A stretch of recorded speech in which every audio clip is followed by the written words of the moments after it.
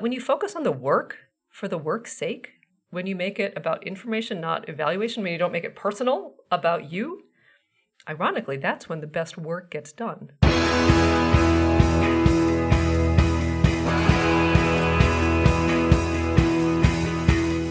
Welcome to The One You Feed. Perfectionism isn't about being perfect. It's about never feeling good enough. And I think that's a really important distinction. And here's another tricky part. It often disguises itself as something positive, like being hardworking, detail-oriented, or driven. But when conscientiousness, which is a good quality that many of us have, tips into self-criticism, when our striving turns into self-doubt, that's when it becomes a problem. And that's why I was excited to talk with Hendriksen, clinical psychologist and author of How to Be Enough. She unpacks the sneaky ways perfectionism shows up in our lives, whether it's turning fun into a chore, a classic of mine, over-evaluating everything, or setting impossible standards. We also dive into how perfectionists handle mistakes. Some, like Mr. Rogers, embrace them with grace, while others, like Walt Disney, obsess over every tiny flaw. And we explore why procrastination isn't only about time management, it's also about emotion management. If you've ever felt like you're falling behind, not doing enough, or just not enough, stick around. This episode is for you. I'm Eric Zimmer, and it's time to feed our good wolves. Hi, Ellen. Welcome back to the show. Thanks for having me. I'm excited to be back. It has been, I don't know, what we say, 6 or 7 years. A long time. But I remember your interview well, and we've re-released it in the interim because it was on a topic that a lot of people identify with, which is social anxiety. And now you're back with a new book, which is another topic that I think a lot of people can identify with, which is perfectionism. So we'll get into that. The book is called How to Be Enough, Self-Acceptance for Self-Critics and Perfectionists. And we'll talk about that in a second. But before we do, let's start like we always do with the parable. In the parable, there's a grandparent who's talking with her grandchild, and they say, in life, there are two wolves inside of us that are always at battle. One is a good wolf, which represents things like kindness and bravery and love. And the other is a bad wolf, which represents things like greed and hatred and fear. And the grandchild stops, they think about it for a second, they look up at their grandparent and they say, well, which one wins? And the grandparent says, the one you feed. So I'd like to start off by asking you what that parable means to you in your life and in the work that you do. Sure. Yeah. So I was struck by the fact that in the parable, both of the wolves are wolves, that they look similar, but they're so fundamentally different. And something that I've learned through researching and writing this book is that perfectionism can be good, but can very easily tip over into something really maladaptive and problematic. But it often looks the same on the surface. So helpful perfectionism has at its heart a personality trait called conscientiousness, which is the tendency to do things well and thoroughly, to be responsible, to be dutiful, to care deeply. It's all these, wonderful things.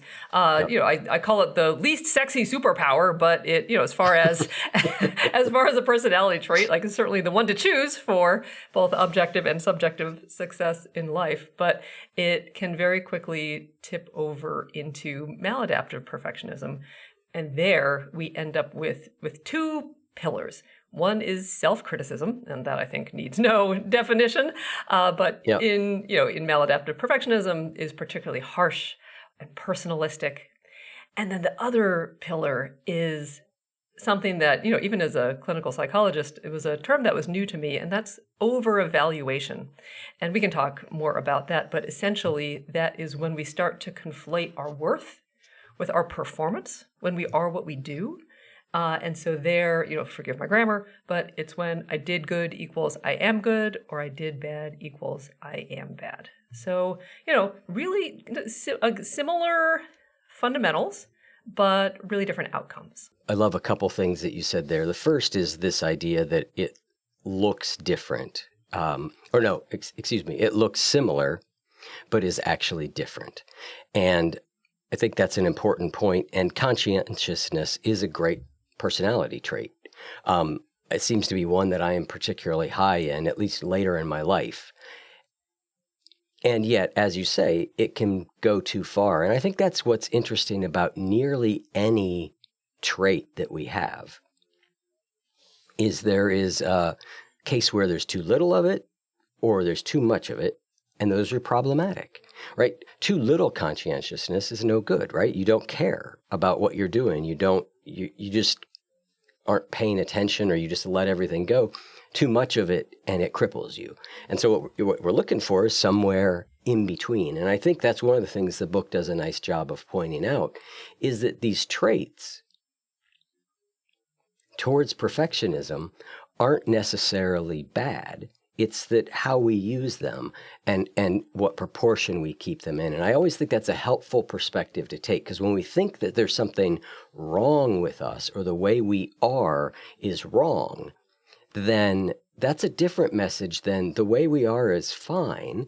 We just might need to turn the knob down a couple notches on it from time to time. Absolutely, yeah. And I think you've hit on a really important point that, yes, on many of these things we can change things. We can turn the knob down, or maybe on other things we might want to turn the knob another way or turn a different knob. But yes, there can be some change, and there can also be some acceptance where we just make room for the trait that we think is, not helpful or problematic, but in fact might be just something that almost everybody struggles with, or something that is just how we're wired. And so, yes, absolutely, we can change, and also we can accept, not like in a resigned way, but truly accept, like, oh, this is just part of who I am, or I come by this honestly, and we can certainly talk more about that, especially as applied to self-criticism later.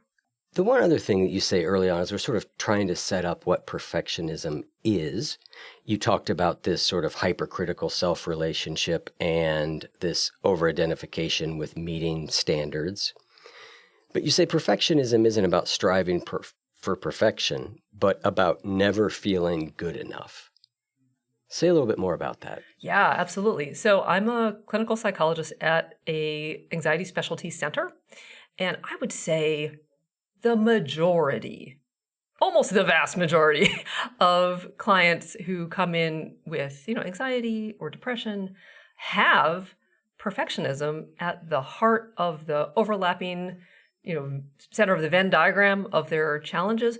But nobody says, hey, Ellen, I'm a perfectionist. I need help with perfectionism. Everybody comes in instead and says some variation on I'm not good enough. I feel like I'm falling behind. I should be farther ahead in life at this point. I feel like I'm always failing. I have a million things on my plate and I'm not doing any of them well. So there's never a sense of striving for perfection. It's always a sense of not measuring up, of not being enough. Yep. So let's move on. You have a chapter that talks about the many salads of perfectionism. What do you mean there? Sure. Yeah. So like you said before, my last book was on social anxiety. And I think that book was, easier is not the right word to use, but it was different to write because I think there are, maybe like 4 or 5 different sort of phenotypes of social anxiety.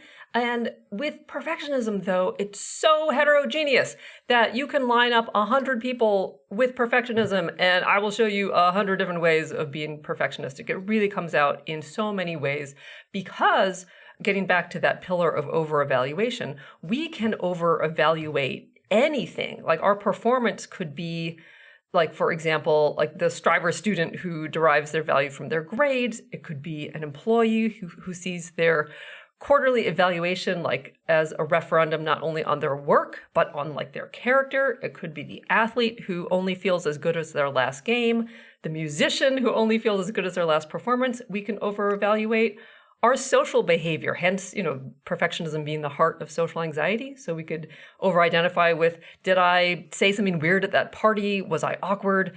We can over-evaluate our reflection in the mirror, the number on the scale, anything. And so I think when I talk about the many salads of perfectionism, it gets to the heart of how it's whatever we, again, over-evaluate and wherever we think we have to perform as superbly as possible to be sufficient as a person. First thing is, I would not have identified myself as someone who is a perfectionist, and I don't know that I would after reading this book, but I saw a lot of myself in it in different places and in different ways.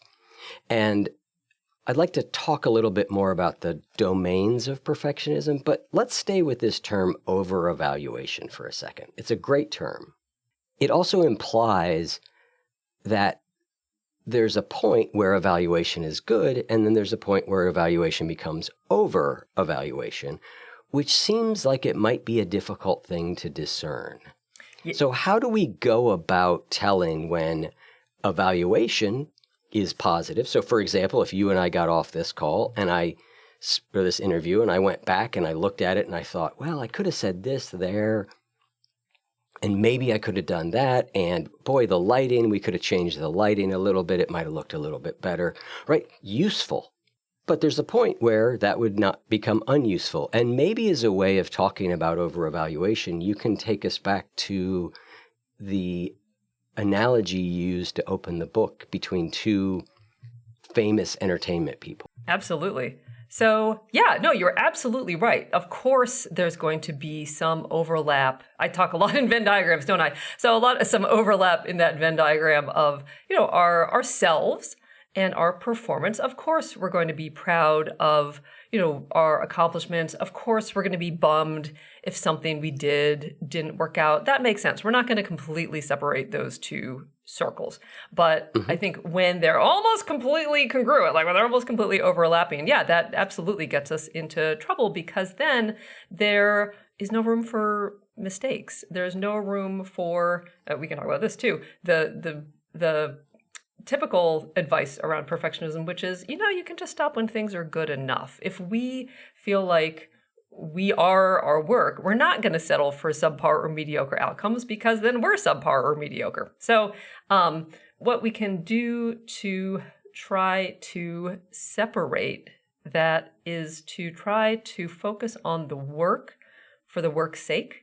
And I'm going to give you a very long answer, because I'll tell you a story and then I'll get into your question about Walt Disney and Mr. Rogers. Okay, but first, let's talk about Kareem Abdul-Jabbar and John Wooden. So John Wooden was the legendary coach of UCLA basketball for many, many years. And when Kareem Abdul-Jabbar was there, the team just had the spectacular record, and to the point where two researchers, doctors Roland Tharp and Ronald Gallimore, decided to sit in the stands for every practice of the season to find out, what is the secret sauce? How does Coach Wooden do this? And what they found is that he very seldom praised or rebuked his players. Instead, he would basically tell them what to do. As a former high school teacher, he would do that. He would teach. And so he would say things like, pass from the chest, or take lots of shots where you might get them in games. Run, don't walk. Pass the ball to someone short. And it was all about the information as opposed to the evaluation, that it was about the task, not the player. And so what Coach Wooden had, I think, stumbled upon was that when you focus on the work for the work's sake, when you make it about information, not evaluation, when you don't make it personal about you, ironically, that's when the best work gets done. So there, I think that's one way to kind of separate out that over-evaluation and simply get back to evaluation. Let's look at this work, see what is good for the work. Okay. Yep. Then, all right, so I will get into Walt Disney and Mr. Rogers. So there, I think this is a nice parallel to the opening parable with the two wolves, because they look the same on the surface. So both Walt Disney and Mr. Rogers' creations are, beloved, immortal, and they had really similar personalities, actually. They both had really high standards, were pretty intense guys, had really driving work ethics, focused on the details, but they really lived those traits and values really differently. And so, for example, let's take how they focused on mistakes, because I think that gets into the overvaluation. If you are your work, there's no room for mistakes, right? Okay. So in the book, I tell the story of Mr. Rogers. At the beginning of his show, He does his, signature of changing out of his blazer and his dress shoes to a cardigan and sneakers. And as he's buttoning up the cardigan, he realizes that the buttons are one hole off. And the crew, knowing his standards, totally expected him to call cut and to refilm. But instead, on camera, he just ad-libbed, rebuttoned the sweater, and made a remark about how mistakes happen, and moreover, they can be corrected. So he folded mistakes into his high standards. And so by contrast, I also tell the story of Walt Disney's micromanagement of the making of Snow White. So there, he just can't bring himself to trust this world-class team of animators that he had so carefully hired. And he makes them redo just tiny details, like the queen's eyebrows are too extreme, Grumpy's finger is too big, have the hummingbird make 4 pickups instead of 6. And at the premiere, he tells a reporter, all I can see is the flaws. I wish we could just yank it back and do this all over again. So instead of kind of flexibly folding mistakes into the process, Walt Disney just rigidly tried to avoid mistakes. So, because again, if you are your work, of course, you're not going to make any room for error or believe that they can be corrected. Yep. And you talk about in Mr. Rogers' case, he uses something called guided drift. Say a little bit more about what that is. Yeah, I loved that concept. So, Fred Rogers was an ordained Presbyterian minister, and he studied at the Pittsburgh Theological Seminary. And his mentor there, William Orr, instilled in him this principle. So guided drift. So if you can imagine sort of like logs floating down a river, they're like the logs can go wherever the current takes them, but they are bound by the banks of the river. And so the analogy or the metaphor is that, stay true to your principles, stay true to your integrity, but be flexible within that. Be open to the serendipity of life. Be open to where the current, takes you within the confines of your own values. I love that idea, and I'm going to apply it in a very different way for a second. But I talk about this with coaching clients and people I'm trying to teach to make change in their life, is that you have to do 2 things sort of simultaneously. One is you have to be sort of rigid about the fact, like, I'm committed to this, I'm going to find a way to do it. But then you have to be extraordinarily flexible in how you do it. And I love that idea of guided drift, because in this case, the riverbanks are, moving my body on a regular basis is important to my mental and emotional health. That's the bank. But how I might move my body, how much each day, how I might need to be flexible, that's the drift within that river. And when you try and make it only one way, the logs can get stopped. They can get blocked. They need to be able to go around obstacles. Absolutely. Yeah, no, I think, we can think about that in so many ways. Like we can think about, like a social engagement. So like, is the point to sort of rigidly perform, telling funny stories for our friends and to get approval? Or is the point to connect? And like, there's so many different ways we can connect. We don't have to, just tell the same funny stories or to perform in a certain way. So you can apply this to almost any domain of life, which, as we're talking about flexibility, is sort of an appropriate example. Let's talk about the 7 domains of perfectionism for a second, because I think this is useful for us to get a sense of the different places and ways this can show up for us. We talked about one of them, the hypercritical self-relationship. We talked about the overevaluation. Tell me about the next one that's on this list, which is orientation to rules. For sure. Yeah. So those of us with perfectionism, orient to rules. We want to know the rules so we can follow them. And ironically, if there are no rules, we will often set up personally demanding rules. We'll make them up and then we'll follow those. So think about making up rules for healthy eating, or making up rules, like we were just talking about exercise, making up rules for how we're going to move our body. So, those rules are not necessarily bad, like we should pay our taxes, et cetera. But it's when the rules become rigid, so we apply them no matter the situation, like we try to follow our healthy eating rules even on Halloween, or, that was one. 2, they're all or nothing. So with that overevaluation, if we follow the rules acceptably, we are acceptable. So, but if we mess up, if we slip up, we break the rule or bend the rule in even the slightest way, it renders us unacceptable. So in our healthy eating example, I ate a cookie, so I'm bad. I was bad today. And then the third way rules can get in our way in perfectionism is when we impose our rules on other people. So, and that can get in the way of our relationships. So the classic example I hear from, couples both in the office and just in my life, and honestly in my own house, is how to load the dishwasher correctly. Like what is the right way to load that dishwasher? Yeah, this is amazing that this is such a thing. I mean, my partner and I have it. Now we have decided that it is utterly irrelevant, and so there's no point in caring, but yet, I mean, I open the dishwasher and I think, why did she load it that way? For sure. No, yeah, and like my partner and I have figured out if you're loading the dishwasher, then you do it your way. Like this, it's your task. Right. You do it however you want. But there are many households where that isn't the case. I had a client who was trusting enough to admit that she was controlling how her husband made mac and cheese for their kids. She's like, you can't just dump the pasta back in after you drain it and then put in the cheese and the butter. You gotta keep the pasta in the colander and then put in the butter and the cheese and make that the sauce and then put in the pasta. And I'm not saying this to throw her under the bus. I'm saying this to be validating that this is what happens in households across America, and that it's the sort of the classic would we rather be right or would we rather get along?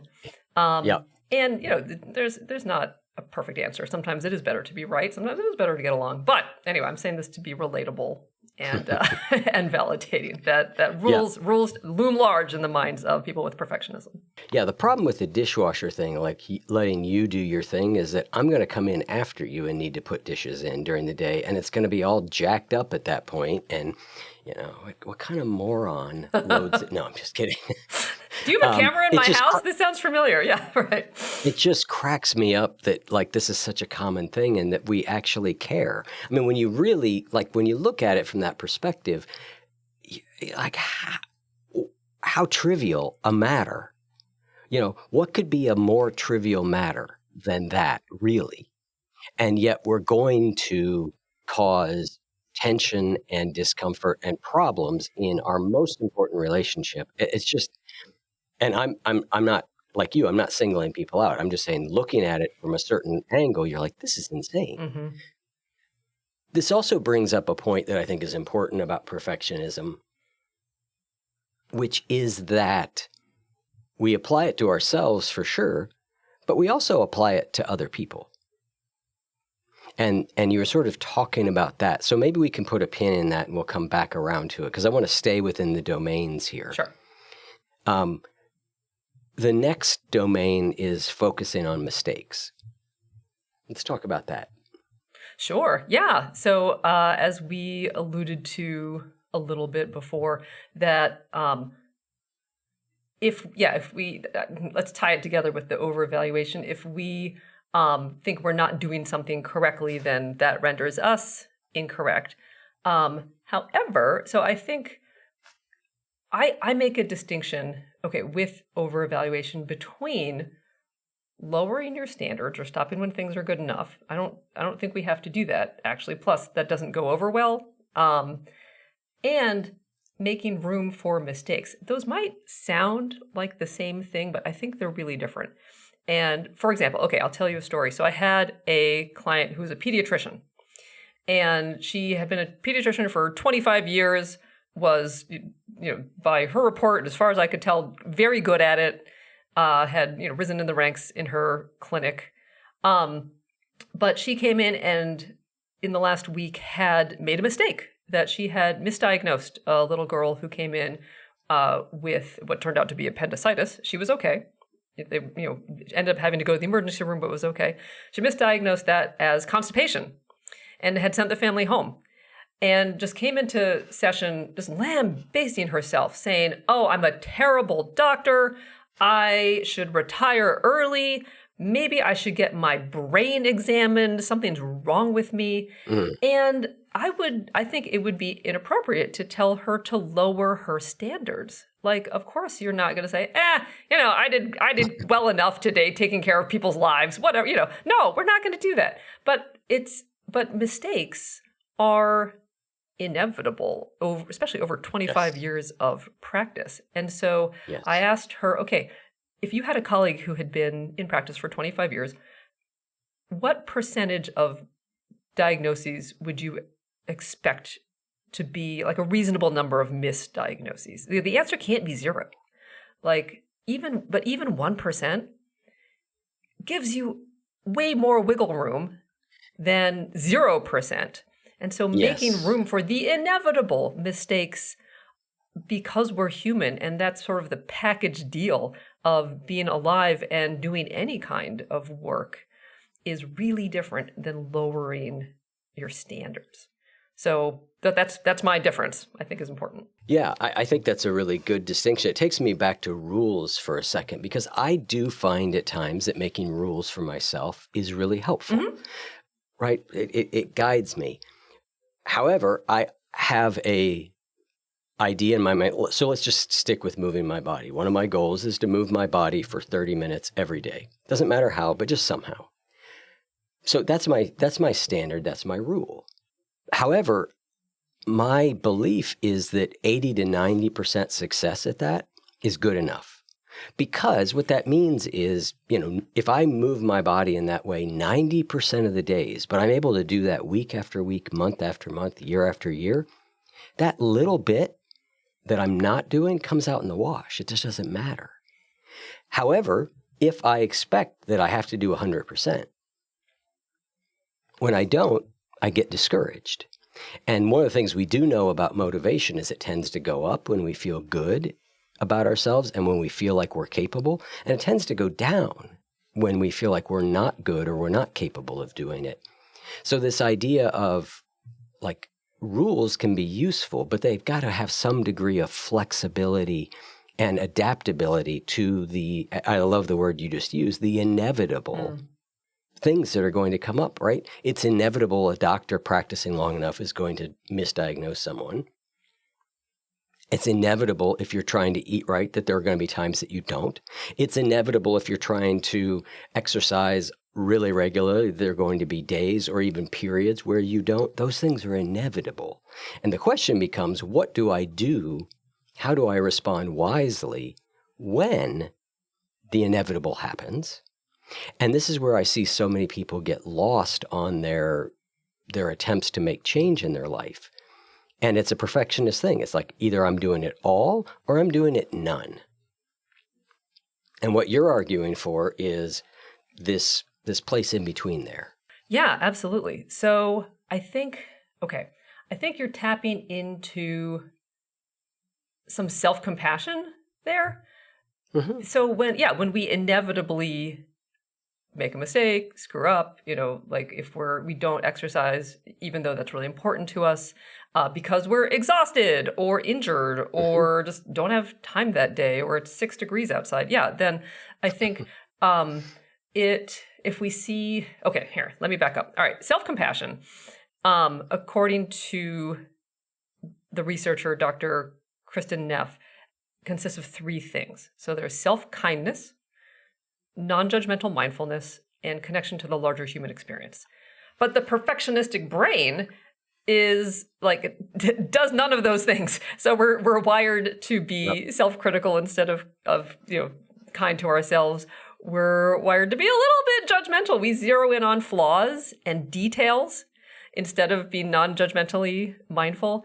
And instead of our inevitable shortcomings connecting us to the larger human experience, we see, our struggles or our mistakes, or that we focus on that missed 10% Yep. as a shortcoming that sets us apart as inadequate, rather than a common experience that connects us to everybody else. So in the same, vein as Dr. Neff, so when I was learning to be a therapist, I was taught that self-compassion was talking to yourself like a good friend. But my perfectionistic brain thought that meant that I needed to generate this like steady stream of articulate and effective self-compassionate hype, and that was just way too high a bar.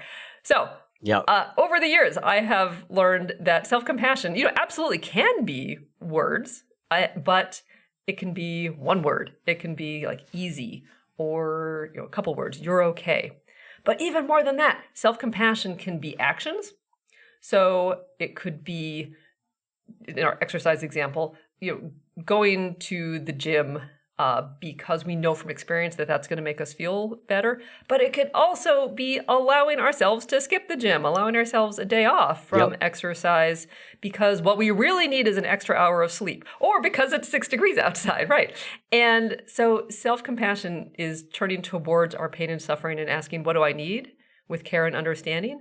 And that can be not doing all that we expect of ourselves. So, the old version of my perfectionistic brain would have seen 90% as like, come on, where's that extra 10%? I did that before. Why can't I do this again? Whereas I'd say now, again, I wrote this book for me, I'll see it as, of course, this is 90%. Like everybody does 90%. This is how it works, that there are going to be exceptions and days where I don't hit it out of the park.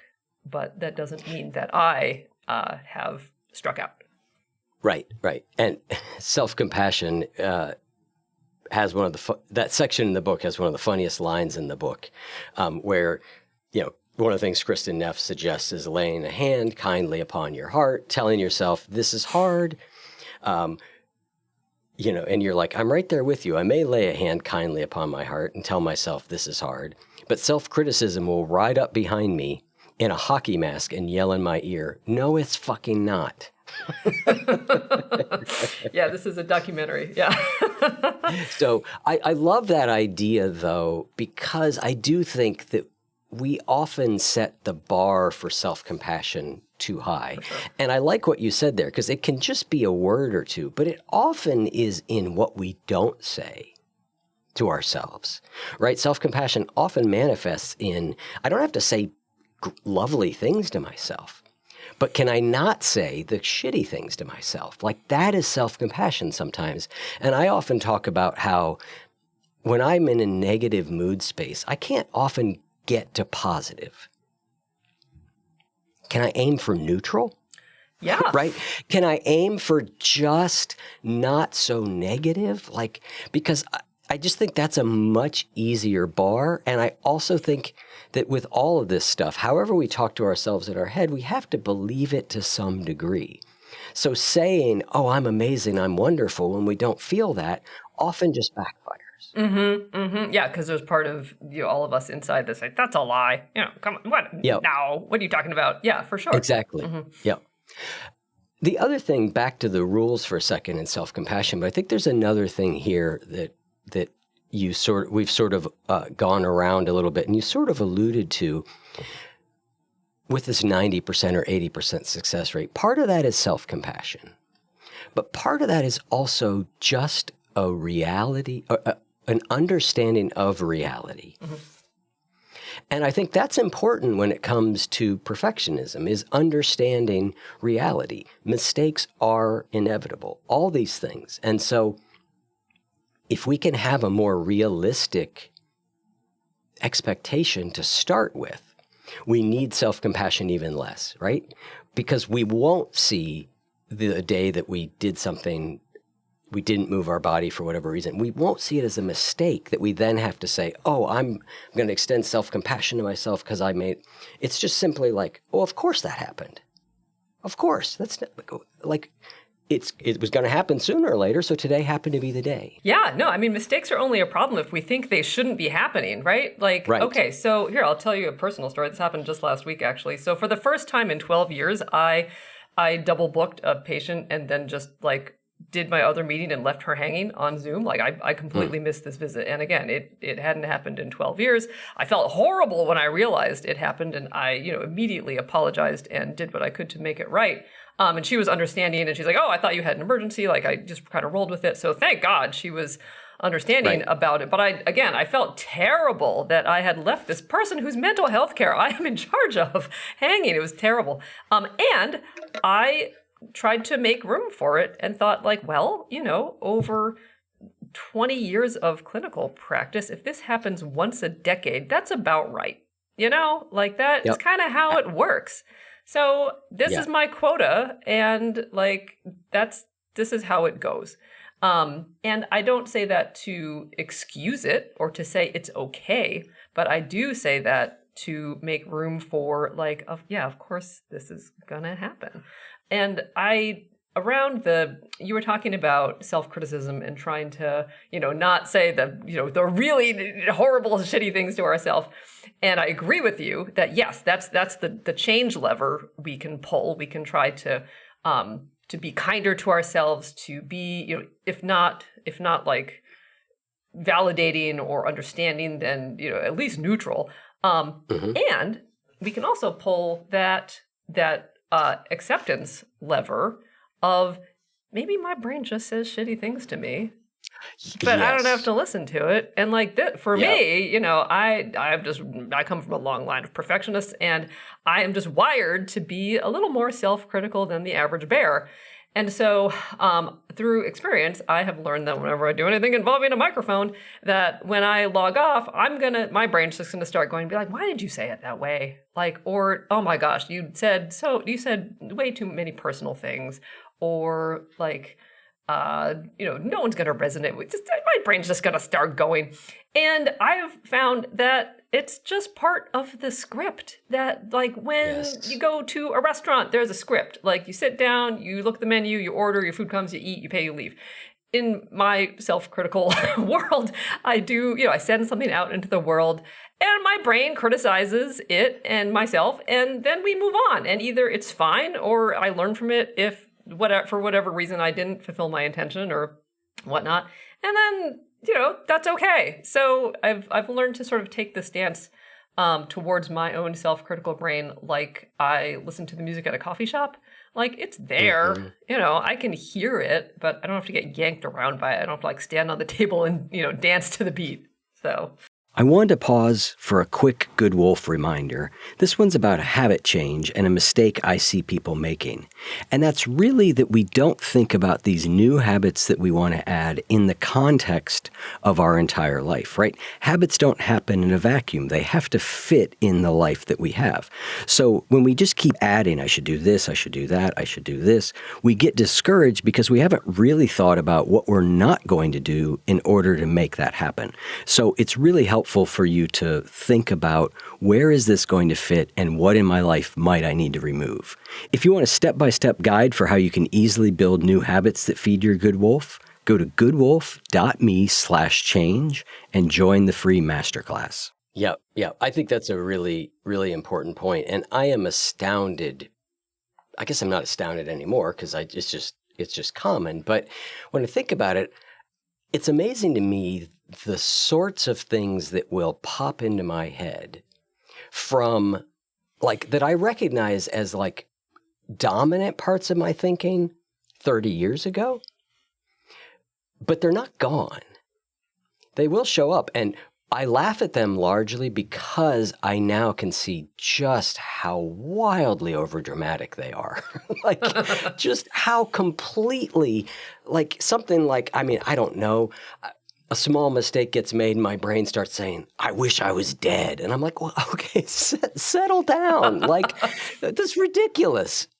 So I can kind of laugh at it now because I recognize it's just some sort of, like you said, some sort of script popping up in response to a particular stimulus that I don't have to give a lot of importance to.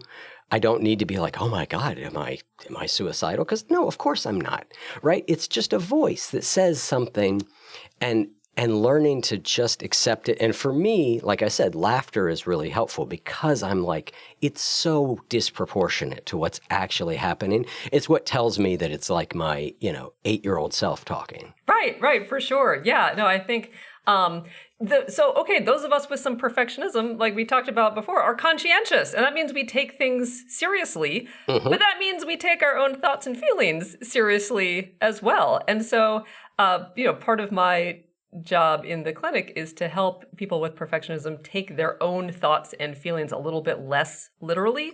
That, just because we think like, oh, I wish I were dead. Yeah, it doesn't mean we're suicidal. That it could just be a thought that we can like let pass by us like sushi at a revolving restaurant. We're like, yeah, maybe that is something that we thought a lot when we were 25, but it's just, So absolutely, like just because we think it or feel it, like just because we feel incompetent doesn't mean we are, like that we can't do this thing that we want to do, or just because we, feel dissatisfied or with our lives doesn't mean that we're actually falling behind. So it was a mentor helped me by saying like, take your problems seriously, but don't take them too serious. Like hold your problems as if you're holding a small animal, like a hamster or like a little bird. And so you have to hold them, firmly, like you have to take it seriously so that they don't run away, but if you hold them too tightly, you're going to make a big mess. Yep. So that hold your problems lightly has been very helpful to me, and I try to pass that on to clients as well. So I have a question for you that I think about a lot, and this is a slight deviation, but I'm curious how you think about this, because with thoughts and emotions, there seem to be two sort of approaches in psychology that I have seen. And I'm overgeneralizing here, but one approach is the little bit more acceptance and commitment therapy type thing, a little bit more Buddhist type thing, which is your thoughts and feelings are just things that arise. They come out of causes and conditions. Don't let them run your life. Don't pay a ton of attention.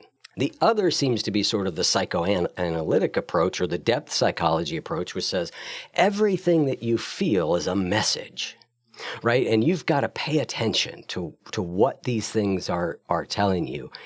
And I find that I end up needing to use both those approaches, but I often don't know when to do which.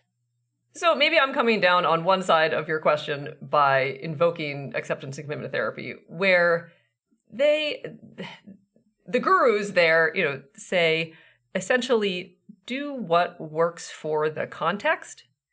That look around at and context can be, or what we kind of literally think of as context, like the situation at hand. But context can also be like our genetics, our history, like everything that's brought us to the present moment. And like, let's do what works. Let's do what's functional for the situation at the context at hand. So weirdly, even though that's an ACT concept, maybe what works is some depth psychology. Maybe what works is, some analytic stuff.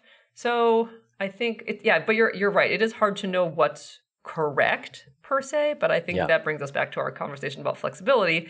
And we'll try something, and if we find that that's not what we needed, we can do something else. That's okay. It's not a one and done exam for like, okay, decide right now what's going to work. Yeah. Go. Yeah. That leads us into another domain that you talk about of perfectionism I think is worth talking about, which is emotional perfectionism. And this is an idea that only kind of came across my radar semi-recently.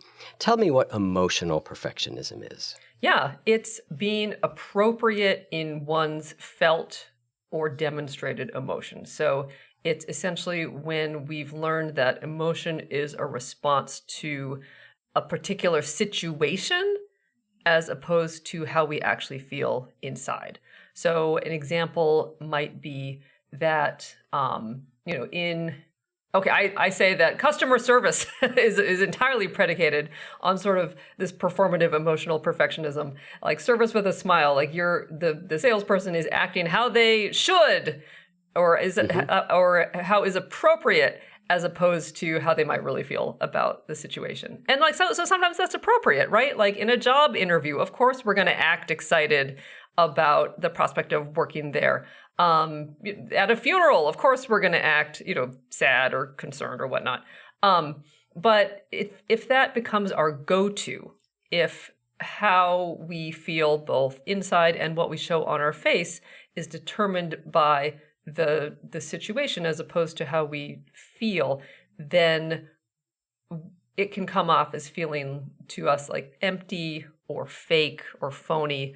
And then that, over months and years and decades, can leave us sort of emotionally bereft.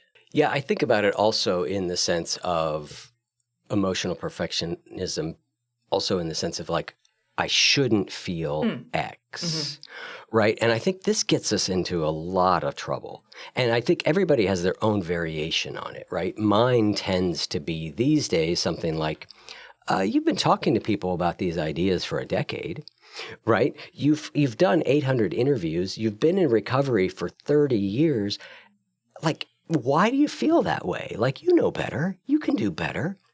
And that is just a really unhelpful way of thinking. But I think everybody has their own variation of that, of I should be better than this by now, or I shouldn't respond this way, or I shouldn't respond that way.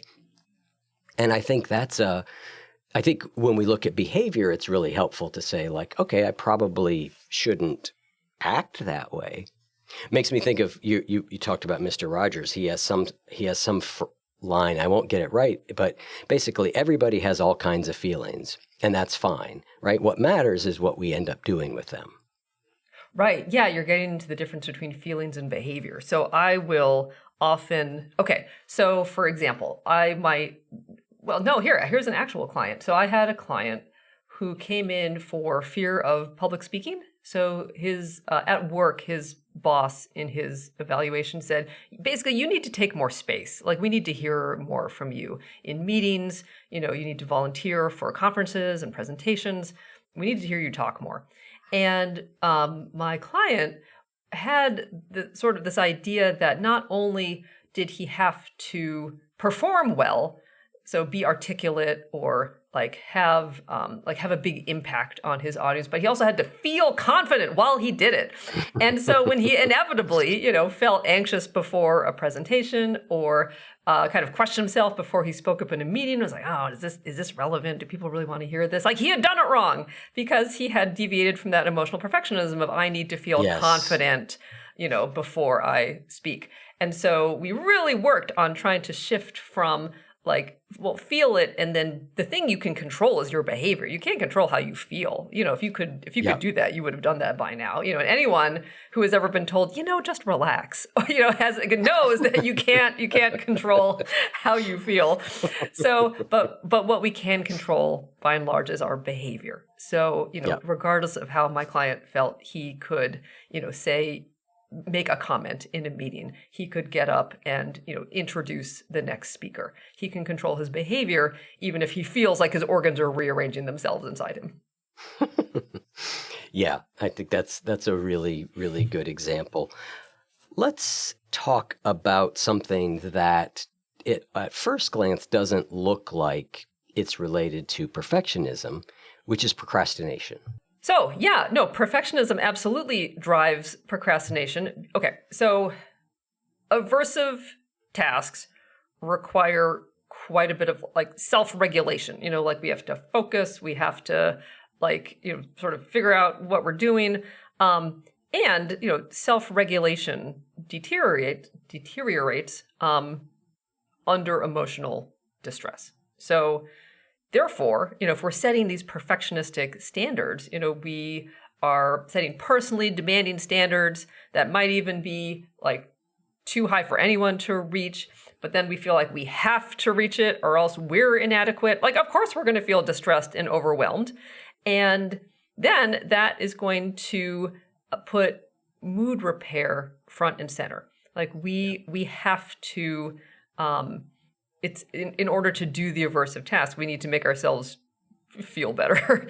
So then procrastination steps in as a coping mechanism. So, and it's a 1-2 punch, because procrastination not only allows us to avoid the task that's making us feel bad, overwhelmed, incapable, inadequate, but we immediately replace it with something that makes us feel better. So I'm going to scroll through social media, or I'm going to deep clean my apartment and feel productive, or I'm going to grind through my email and this needs to get done, so you can feel virtuous.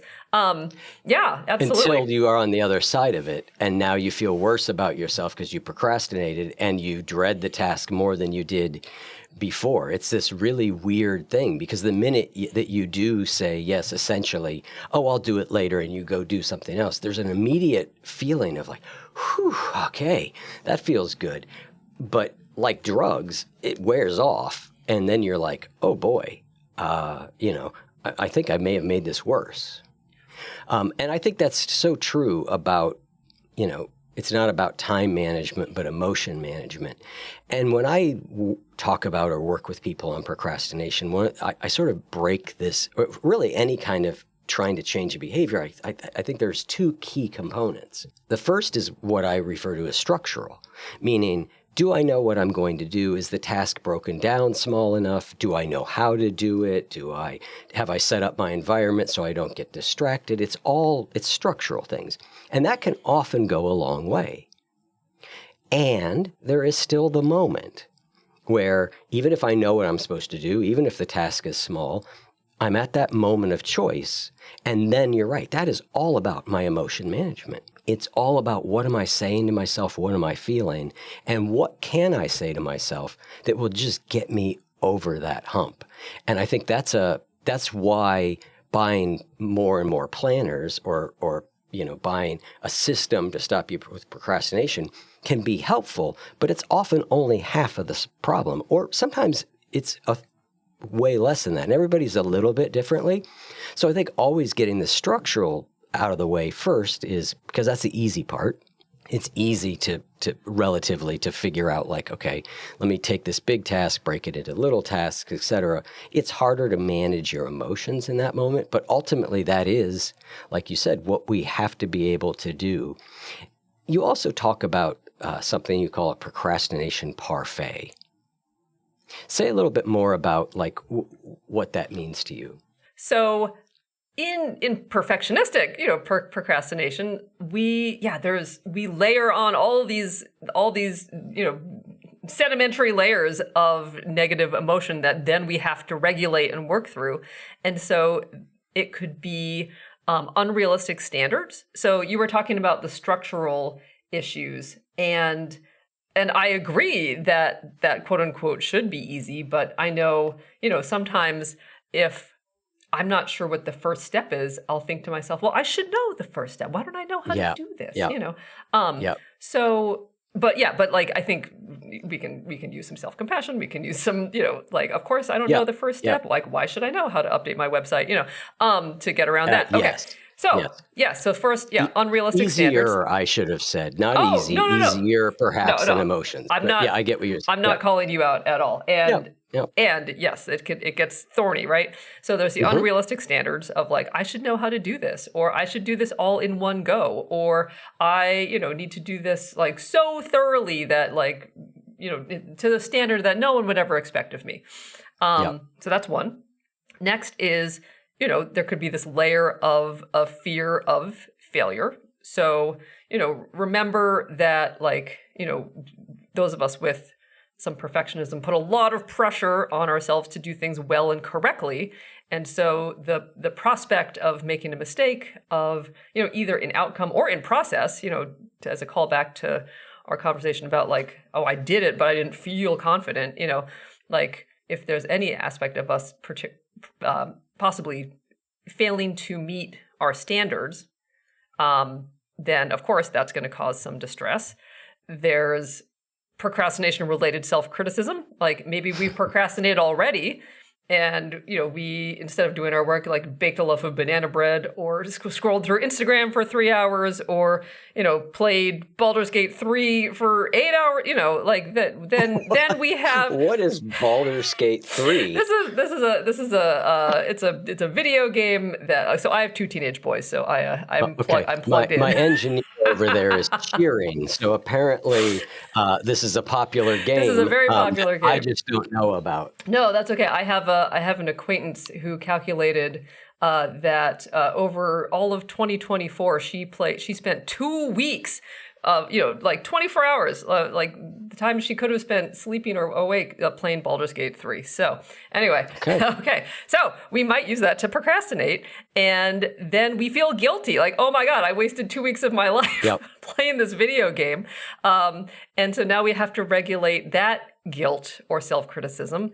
And then, of course, there's just kind of general self-criticism, like when we're procrastinating or when we feel incompetent before a task. We may say, like, why am I so stupid? Stop being lazy. Why? I can't do this. I'm so disorganized. There's just the general self-criticism that then, in addition, we have to regulate all of that negative emotion. So, parfait all the way. Yeah, I love it. It's sort of that idea. I often think about like upward and downward spirals, right? And what we're talking about here is sort of a downward spiral, right? You start layering these different things on, and each one takes you down, a level and a level, and then you feel bad about what you didn't, and it just circles. Let's just talk quickly about a couple of strategies for releasing past mistakes. So if you're somebody who does tend to amplify your past mistakes, you think about them a lot, what can we do to start letting go of some of those? So one of the things we can do, and I took this from Dr. Russ Harris, who's the author of The Happiness Trap, and he's a bigwig in acceptance and commitment therapy. And one of the techniques that I really like is called physicalizing, and that begins with imagining. This gets a little woo-woo, so stick with me here. But it starts with imagining like negative emotions like guilt or shame over mistakes as a physical object within your body. So okay. First, bring your mistake to mind, and it's likely going to be a physical experience. So maybe like you'll feel the heat start to rise, maybe you'll feel like some pressure behind your eyes. Whatever that feeling, that physical feeling is, imagine it as an actual like physical object. So, and you can drill down on the details. So like think about like what color it is. Is it transparent or opaque? Is it heavy or light? So for example, like I had a client who regretted dropping out of school, like thought that was a mistake. And the object that he envisioned was this like kind of sopping like black sponge in the center of his chest. Okay. So then once you've got that sort of pictured like in your mind's eye, like placed wherever you feel it in your body, then what you want to do is to make room for it within your body. So you inhale, and as you inhale, you sort of like create some space around that object. And then like just to continue breathing in and out, and as you breathe in, like create that room opening up, allowing that object to be there. You're not trying to get rid of it or not trying to squeeze it out. You're creating some space for it. And ironically, I mean, this can't be the outcome, but or it can't be what we expect to happen. But what often happens is that when we make room for feeling bad, we often feel less bad. Because by, as I said before, like mistakes are only a problem if we think they shouldn't be happening. And so by allowing it, that feeling will often diminish. And I really like that because it's a sort of a body-based way to make room for the negative emotions of like guilt or other emotions that go along with making mistakes. So that's been helpful both to me and clients. So listener, in thinking about that and all the other great wisdom from today's episode, if you were going to isolate just one top insight that you're taking away, what would it be? Remember, little by little, a little becomes a lot. Change happens by us repeatedly taking positive action. And I want to give you a tip on that, and it's to start small. It's really important when we're trying to implement new habits to often start smaller than we think we need to, because what that does is it allows us to get victories. And victories are really important because we become more motivated when we're feeling good about ourselves, and we become less motivated when we're feeling bad about ourselves. So by starting small and making sure that you succeed, you build your motivation for further change down the road. If you'd like a step-by-step guide for how you can easily build new habits that feed your good wolf, go to goodwolf.me/change and join the free masterclass. I love that. I think that's a great technique, and I think that's a good place for us to wrap up. You and I are going to continue in the post-show conversation for a little bit, talking about two things that we did not get to. One is comparing ourselves to others, which is a common theme and a real challenge. And the other is my favorite in this book, which I relate to, which is, why do we turn fun into a chore? Oh, you're speaking my language. Yes. In the post-show conversation, we're going to cover that. Listeners, if you would like to become part of our community, which would allow you to get this post-show conversation and all the others, as well as a special episode I do each week, and you would like to support us because we are a small podcast that can really use your support, go to oneyoufeed.net/join. Ellen, thank you so much for coming on. I thought the book was excellent, and I really enjoyed this conversation. Oh, thank you so much for having me on again. It's always a delight to talk to you.